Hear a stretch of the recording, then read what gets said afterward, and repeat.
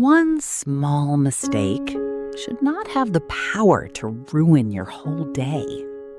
But sometimes it does.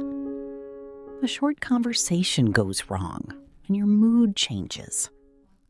You forget one task and suddenly you feel useless. You say one awkward sentence and your mind starts building a case against you. In only a few seconds, a normal human moment becomes a private punishment. Maybe nobody else even noticed. Maybe nothing serious happened at all. Yet inside you, something heavy begins. A voice appears. It sounds sharp. It sounds certain. It sounds like truth. It says you should be better than this.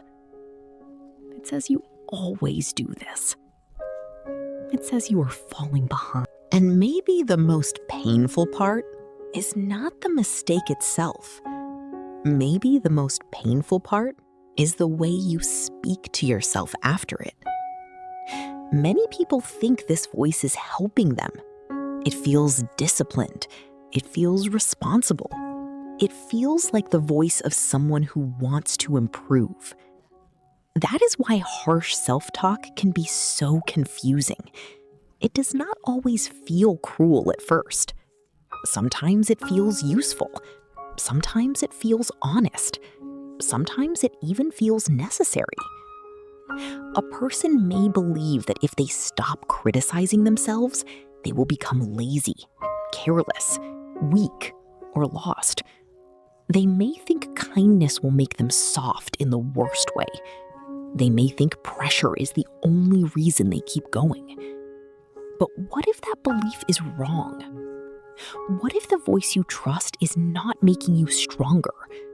What if it is quietly draining your confidence, your peace, your energy, and even your ability to grow? This matters more than most people realize, because the cost of self-criticism is not always loud. It does not always break your life in one obvious moment. Often, it works slowly. It makes progress feel smaller. It makes mistakes feel larger. It turns ordinary tiredness into shame. It makes rest feel suspicious. It makes learning feel heavier than it needs to be. It makes one bad hour feel like proof of a bad self. Over time, a person begins to live under constant invisible pressure. Even when nothing terrible is happening, the mind stays ready to accuse. Even when progress is real, the heart cannot relax enough to feel it. Even when other people are kind, that inner voice keeps speaking over them. Becomes identity. A small failure becomes a full verdict. One imperfect day becomes evidence that you are disappointing, weak, behind, or not enough. That is one of the hardest things about being too hard on yourself. It makes everything personal. A tired morning is no longer just tiredness. It becomes laziness. A pause in speech is no longer just nervousness. It becomes stupidity. A lost opportunity is no longer just life being difficult. It becomes proof that you ruin good things. This habit of turning moments into identities slowly changes how a person sees themselves. It becomes harder to separate what happened from who they are. It becomes harder to say, I struggled today, instead of, I am a struggle. That may sound like a small language difference, but emotionally, it changes everything. A person who is constantly hard on themselves often lives with invisible exhaustion. Outwardly, they may still function.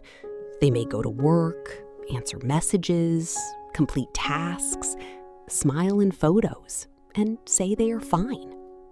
But inside, they are carrying a private war.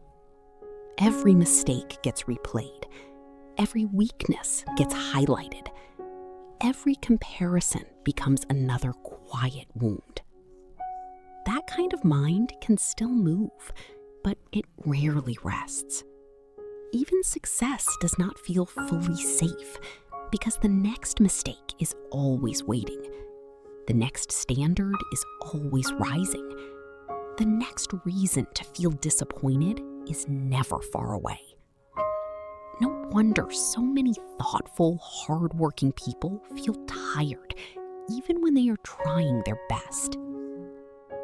What makes this harder is that self-criticism often begins as protection.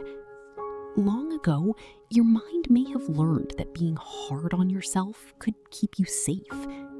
Maybe it thought harshness would stop embarrassment before embarrassment happened. Maybe it thought pressure would prevent failure. Maybe it believed that if it attacked you first, the world would hurt less when it did the same. That is why the inner critic can feel so convincing. It is not always trying to destroy you. Sometimes it is trying to protect you, using an old and painful method. It learned fear and then called it preparation. It learned shame and then called it responsibility. Imagine a child who is often corrected, compared, rushed, or praised only when performing well. That child may begin to believe that love must be earned by doing things right. Rest may start to feel dangerous. Mistakes may start to feel humiliating. Being seen while imperfect may feel unsafe. Years later, that child may grow into an adult who still hears those old conditions inside their own head. The outer voices may be gone, but the inner one remains. It says, do not relax too much. Do not fail. Do not look weak. Do not slow down. Do not disappoint anyone. Do not be ordinary. It may sound like ambition, but underneath it, there is often fear. Some people learned this from family. Some learned it from school. Some learned it from religion, competition, perfectionism, or social media.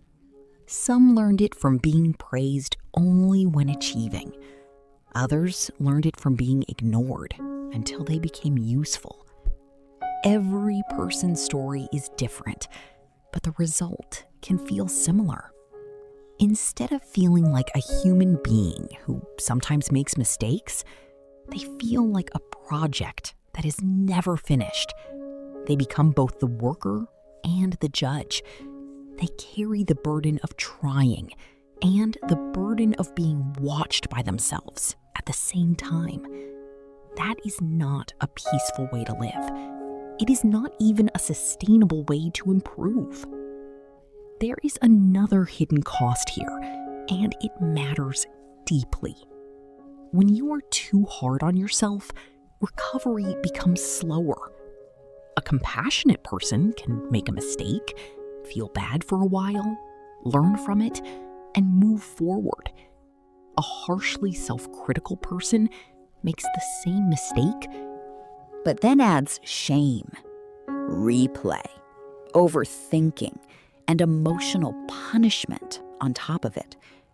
So the original mistake may last 5 minutes, but the self-attack lasts 5 hours, sometimes 5 days, sometimes much longer.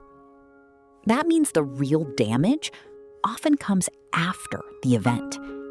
The mistake opens the door, but the inner critic moves in and makes a home there.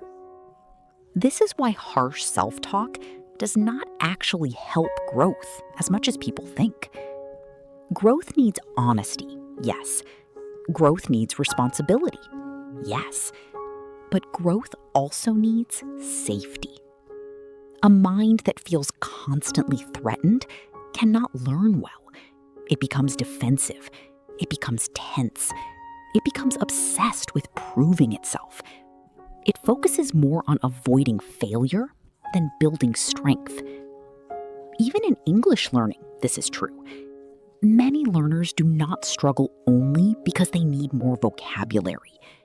They struggle because the voice inside them turns every small pause into proof that they are not good enough. Under that pressure, the brain does not become freer. It becomes tighter. Think about what happens when you speak in English and make one mistake. If the mind responds with, "That was okay, keep going," you stay in the conversation.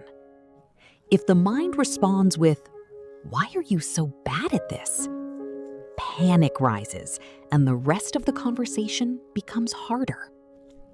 In that moment, your real problem is no longer grammar. It is shame. That is the trick of the inner critic. It often creates the very thing it claims to prevent. It wants you to improve, but it makes performance worse. It wants you to become stronger, but it leaves you more afraid. It wants you to stay alert, but it makes you too tense to think clearly. Let me tell you about someone I will call Mariam. Mariam was the kind of person others described as responsible. She worked hard, she studied seriously, she cared deeply. She wanted to do things well. From the outside, this looked admirable.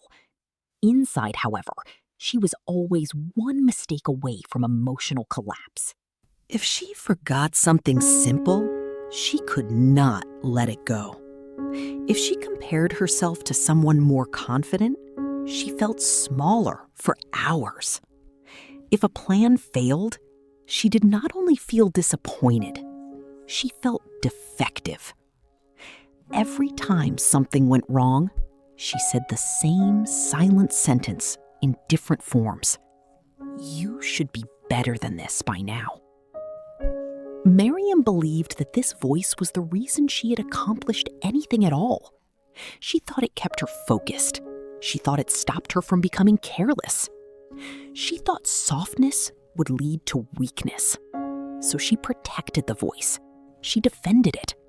She listened to it even when it hurt. But slowly, something became clear. The voice was not making her consistent. It was making her exhausted. It was not making her brave. It was making her afraid of mistakes. It was not making her disciplined. It was making her feel guilty every time she rested. In trying to become better, she had become someone who could no longer feel safe inside her own mind. This is where many people live without realizing it. They are not only tired because life is demanding, they are tired because their mind never stops pressing on the bruise. They keep returning to the same thought. Do more, be better, move faster, make fewer mistakes. Stop being like this. There is no kindness in that rhythm. There is no room to breathe. Even winds do not land properly because the inner standard moves the moment success arrives. A person reaches one goal and immediately thinks about what is still wrong. A person survives a hard week and still feels guilty for not doing more. A person improves but cannot feel improved. At this point, it helps to ask a serious question. If your self-criticism is so useful, why does it leave you feeling weaker? If it is helping, why does it produce so much anxiety? If it is honest, why does it sound so merciless? If it is guiding you, why do you feel lost after listening to it for so many years? Sometimes a voice feels true only because it is familiar. Familiarity is powerful. A belief repeated for years begins to sound like fact.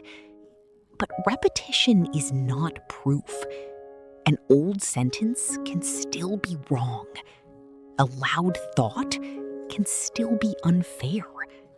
A critical tone can still be lying. One of the biggest lies the inner critic tells is this: if you are kind to yourself, you will stop improving. This lie keeps many people trapped. They imagine compassion as a soft excuse. They imagine kindness as giving up. They imagine gentleness as low standards. But real self-compassion is not the same as avoiding truth. It does not say that everything is fine when it is not.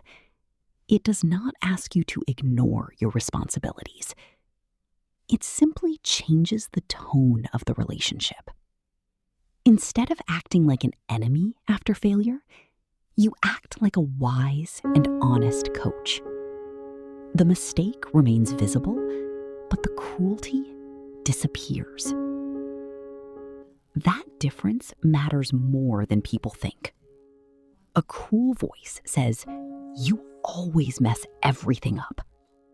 A compassionate voice says, "That was painful. Let's look at what happened."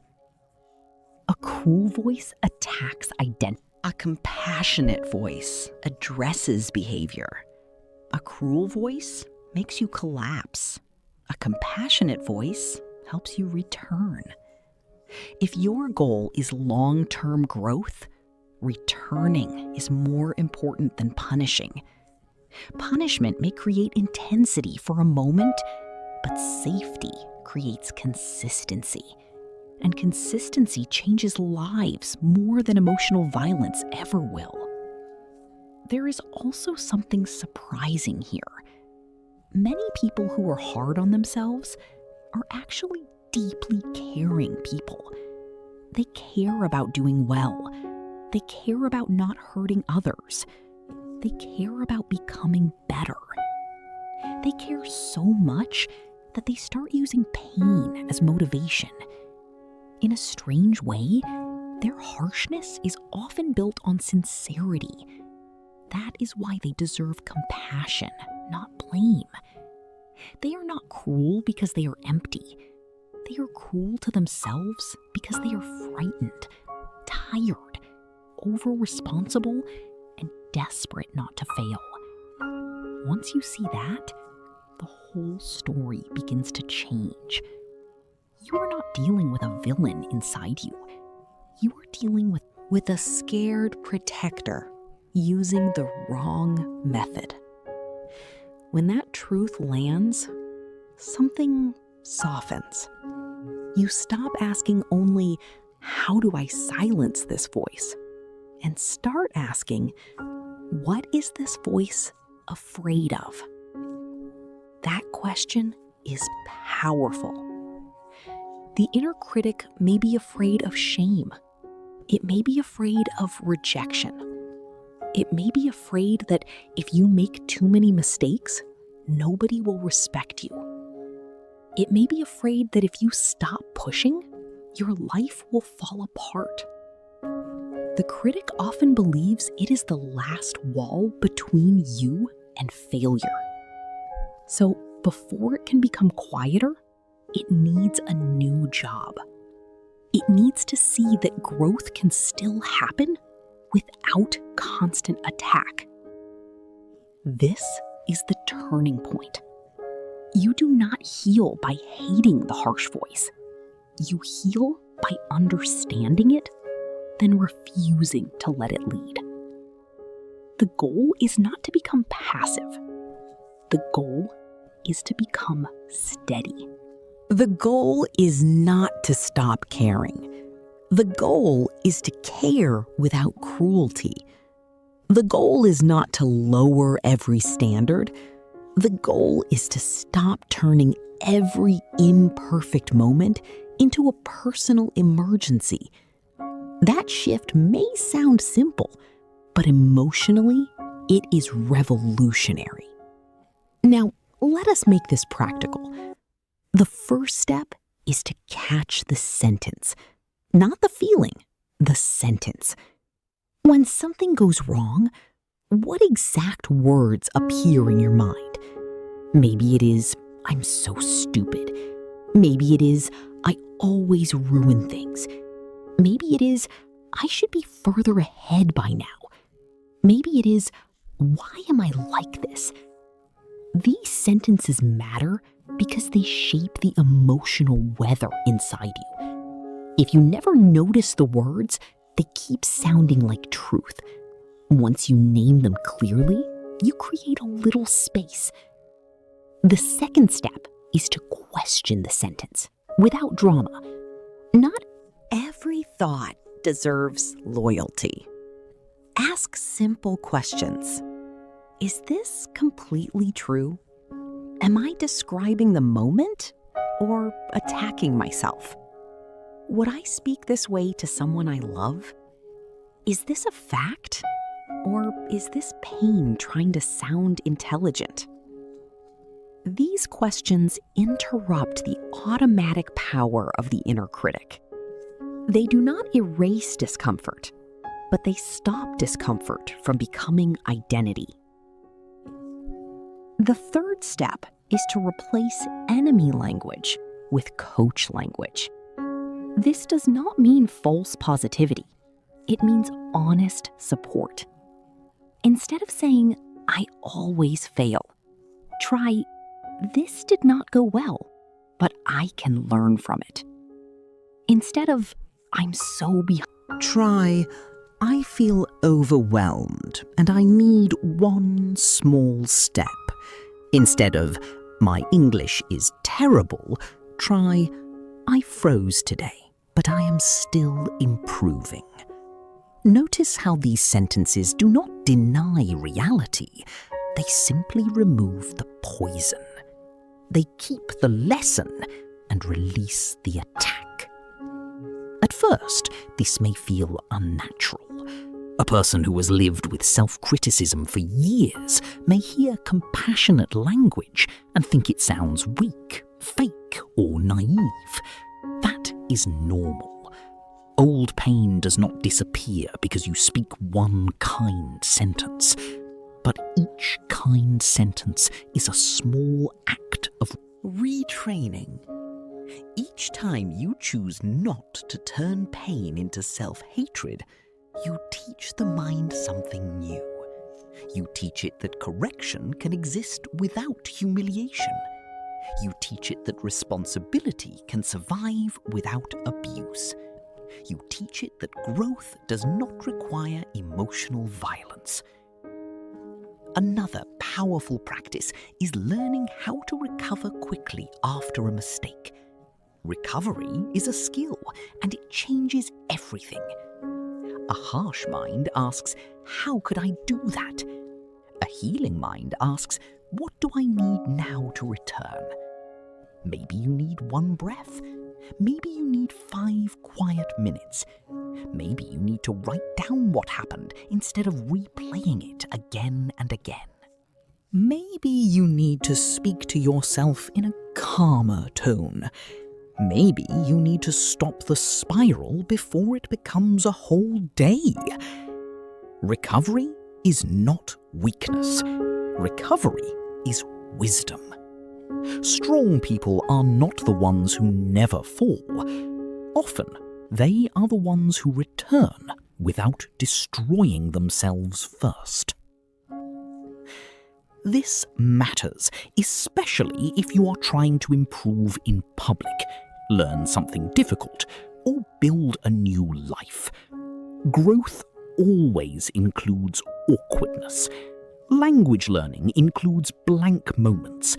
Healing includes setbacks. Discipline includes inconsistent days.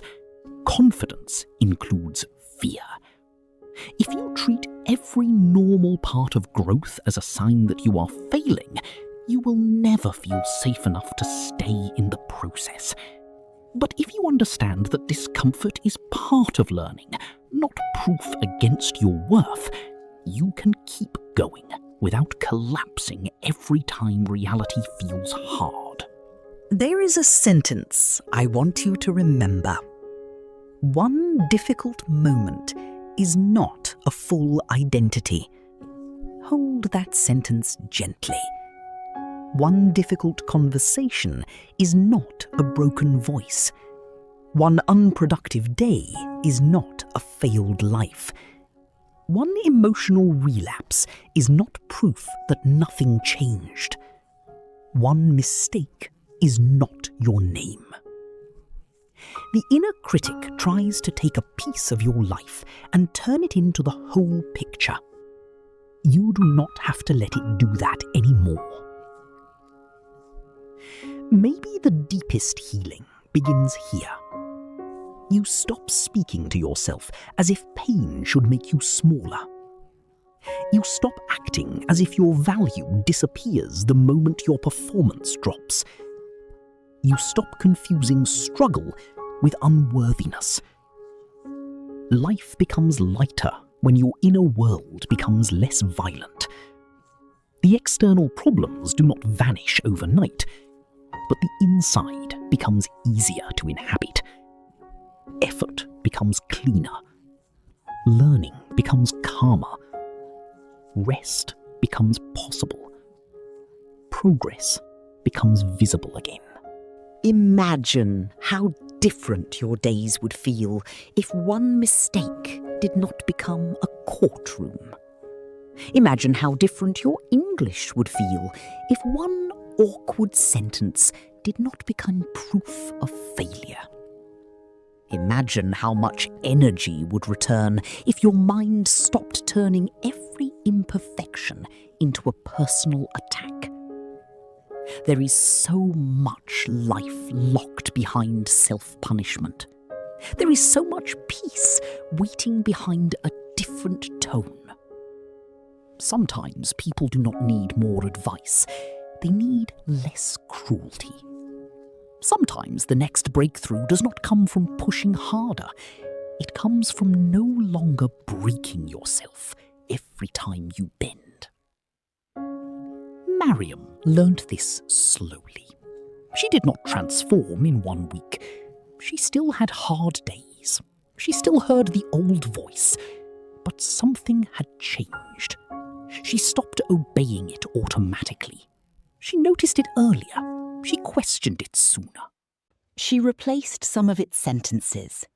After a mistake, she tried to return instead of collapse. Her life did not become perfect, but it became more breathable. Even her progress improved because she was no longer wasting so much emotional energy on shame. She had finally understood something important. Pressure had not been her real strength. Survival had been. And now she was learning a better form of strength. Maybe that is true for you too. Maybe you are not weak because you feel tired of your own thoughts. Maybe you are someone who has carried too much inner pressure for too long. Maybe the voice in your head is not the voice of truth. Maybe it is the voice of old fear, old standards, old pain, old comparison, old conditions for love. If that is true, then changing how you speak to yourself is not selfish. It is necessary. It is part of becoming whole. So the next time you make a mistake, pause before the old sentence arrives. Try something new. Say, "This hurts, but it does not define me." Say, "I can respond without attacking myself." Say, "I am still worthy of patience while I learn." Say, "I do not need to become my own enemy to become better." These sentences may feel small, but small inner shifts change whole lives over time. A softer voice creates a safer mind. A safer mind creates steadier growth. Steadier growth creates real change. If you have been too hard on yourself for years, do not expect instant gentleness, but do expect possibility. Even now, even here, your inner world can become a little kinder, a little less sharp, a little less afraid. You do not have to earn compassion by becoming perfect first. You need compassion because you are human now, not later, not after success, not after healing. Now. And perhaps this is the truth beneath everything we said today. You were never supposed to grow through hatred. You were never supposed to become whole by constantly proving that you deserve to exist. You were never supposed to live as a person whose every flaw becomes a sentence. You are allowed to learn with dignity. You are allowed to improve without humiliation. You are allowed to be honest without being cruel. You are allowed to be unfinished and still worthy of respect. So, if your heart feels tired from carrying this voice, let today be a small turning point. Not a dramatic promise, not a perfect change. Just a turning point, a quieter one, a real one. The next time the critic says, "You are not enough," maybe you will answer differently. Maybe you will say, "I am struggling, but I am still here." Maybe you will say, "I made a mistake, but I am not a mistake." Maybe you will say, "I can grow without cruelty." If you can say that and mean even a little of it, then something has already started to heal. Come back to this message whenever the old voice becomes loud again. Let it remind you that harshness is not wisdom, shame is not discipline, and cruelty is not the price of growth. A better life does not always begin with doing more. Sometimes it begins with speaking differently to the person who has been carrying you this whole time. That person is you. And maybe, from this point forward, you do not need a harsher voice. Maybe you need a truer one.